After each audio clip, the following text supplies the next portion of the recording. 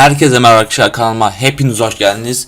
Bugün sizlerle Unity'den nasıl el eklenir, nasıl mekan tasarlanır onun hakkında bilgiler vereceğim ve beraber yapmış olacağız. Umarım videoyu beğenirsiniz ve beğenirseniz kanalıma abone olup like atmayı unutmayın. Şimdi geçelim. İlk öncelikle el yapmadan bir bahsedelim. Şimdi bir önceki bölümlerde bildiğiniz üzere normal bir AK-47'miz vardı ama elimiz yoktu. El için ben mecburen Assist indirdim mecbur. Aksi takdirde yapmam bayağı bir zor olurdu. Aşağıda ben yorumlarda vermiştim linkini. Oradan girip indirebilirsiniz. İndirdikten sonra buraya doğru, oyuna doğru sürüklersiniz. Otomatik zaten kendisi gelir, kullanabilirsiniz gönül rahatlığıyla meşinizi. A47'yi de zaten içine verir. Tabii biraz tekstür sıkıntısı olacak. O yüzden istediğiniz tekstürü kendiniz bulmak zorundasınız. Çünkü ben beğenmedim oradaki tekstürleri. El olayımız böyle yani. Gördüğünüz gibi bir önceki bölümlerde hareket ettirmiştik. Mouse kontrol falan vardı. Bu bölümse alanı genişleteceğiz. Bundan sonraki bölümlerde bakın görüyorsunuz şu an kolum biraz yamuk gözüküyor değil mi? Kolum daha doğrusu kötü gözüküyor. Bir sonraki bölümde kodlamayla düzelteceğiz onu. Nasıl hareket ettirmeyi bilmiyorsanız bir önceki videomdan bakabilirsiniz. Nasıl hareket ettirilir, nasıl mouse kontrolü ayarlanır, komutları bir önceki videomda yazıyor. Gelelim şimdi mekan tasarımına. Alanımız yani biraz küçük bir oyun için map olarak çok küçük bir alandayız. Şimdi sağ diyorum ya. Sağ taraftan scale kısmından biraz büyütmemiz gerekecek. Yani 30 değil de kaç yazsak 120 diye düşünüyorum. Biraz çok olur gibi ama 120'ye 120. Bayağı bir çok oldu ama yani bunlar da olacak. Sonra küp kısmından biraz ayarlayalım. Biraz çirkin oldu. Şunu yok pardon. Seçiyoruz buradan. Buradan istediğimiz kısmı seçebiliyorduk. Albe ile falan. Bu daha iyi ya. Tamam bunu seçelim. Rengini biraz açalım. Metalik kısmından bu mu? Bu. Metalik kısmından bu daha güzel yakıştı. Tabii ki istediğiniz gibi seçebilirsiniz. İnternetten alabilirsiniz. Çimen tekstürü diye. Yer biraz çirkin oldu ama idare edeceğiz. Şimdilik böyle bir çimenimiz var. Çimenimiz de idare eder. Oyun içi bakalım bir. Aynen yeter oyun için çimen.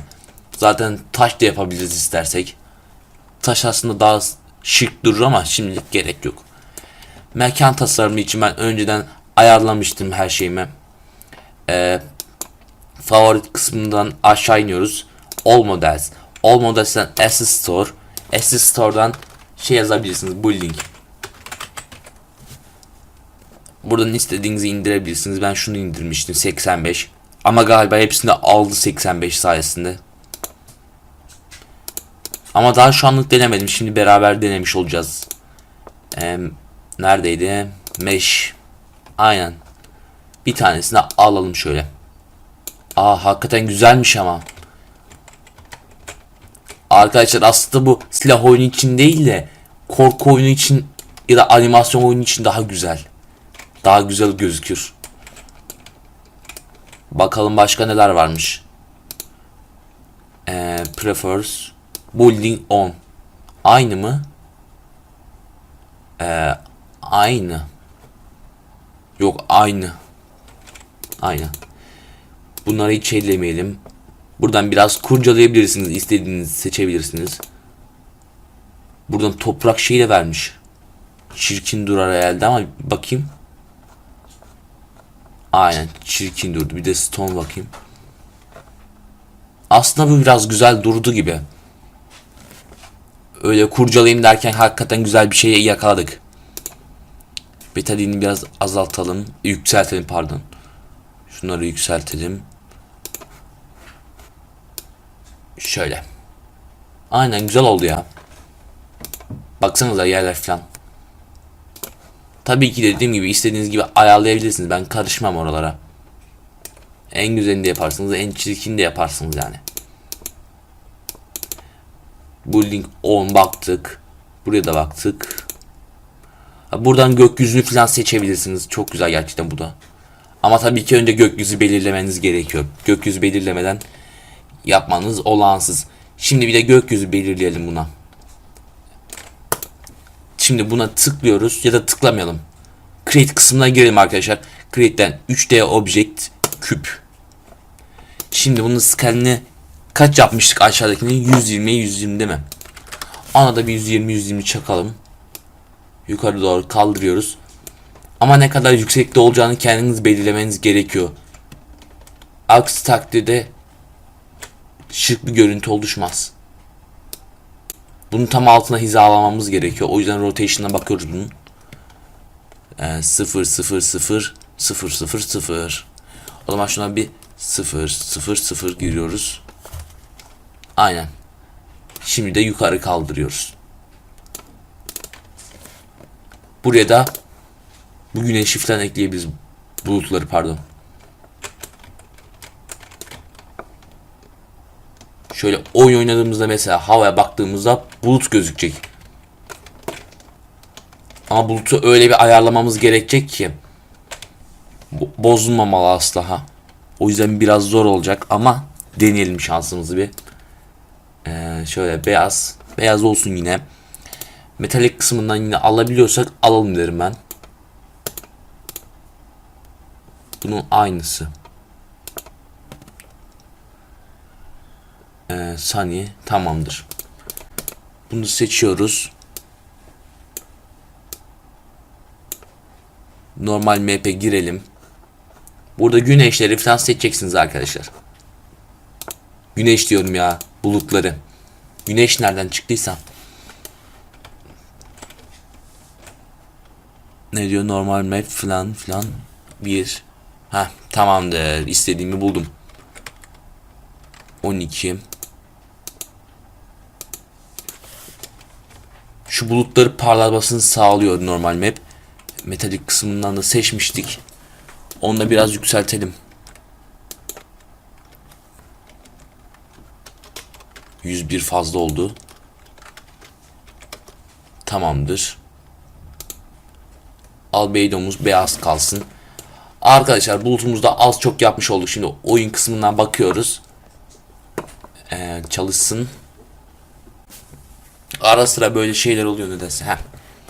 Şimdi gökyüzüne bakıyoruz. Tam bakamıyoruz. Çünkü bulutlar falan tam hizada değil. Biraz daha yaklaştırırsak hakikaten çok şık bir şey olacağını düşünüyorum. İndir. Tamamdır. Bir de başlat diyoruz. Aynen. Arkadaşlar siz az çok anlamışsınızdır ne demek istediğimi. Bulutlar ekleme açısından. Bu tür bulutları beğenmezseniz kendiniz hazır bulutları da alabilirsiniz tabii ki. Ben şu an gösterme amaçlı yaptım yani.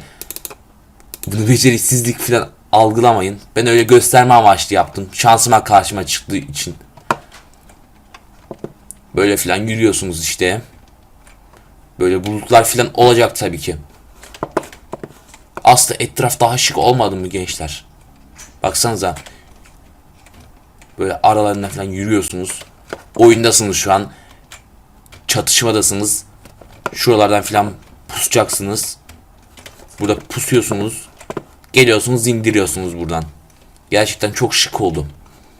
Tabii arkadaşlar şu an bulut falan aldırmayın. Ben sadece işin mantığını göstermek amaçlı öyle bir şey yaptım. Tabii ki daha güzelini yaparız yani. Bir iki bölüm sonra da aslında daha güzelini yaparız. Ama öncelikle şuraları hep kapatmamız gerekecek. Pardon gösteremiyorum. Şu yanları hep kapatmamız gerekecek. Şimdi biz birkaç tane daha bina ekleyelim. Aslında arkadaşlar bu video görünüm amaçlı bir video. Yani nasıl göründüğüne dair. Görünüşünü düzeltiyoruz map'in. Burada da varmış aslında şöyle çimenler. Arkadaşlar aslında ben bu çimeni daha çok beğendim. Tamamdır. Bunu kullanalım. Böyle işte arkadaşlar kurcalayarak güzel şeyleri bulabilirsiniz. Yani bunları da benim dememe gerek yok. Blacksmith boş. Hayret. O zaman buradakileri çalalım derim ben. Buralara materyal ekleyelim. Bu link kaçmış? Bu link 83. Diffuse mesh. Bu bununki. Aynen. Arkadaşlar bakın yukarıda bulut eklediğimiz için biraz karanlık oldu hakikaten. Başka neyimiz varmış? Bu ne be? Biraz değişik bir şey bu. Bunun adı ne? Bu link 83 diffuse aynısı. Materyalden. Bir dakika ben bunu çözmek isterim açıkçası. Bu ne?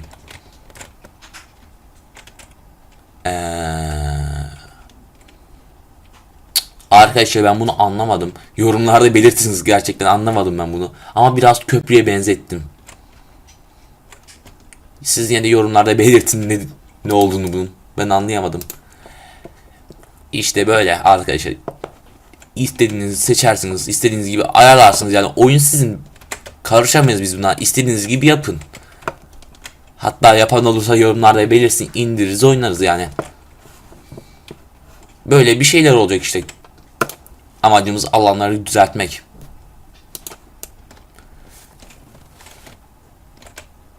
Bu arada ben niye yaklaşınca gölge geliyor ki?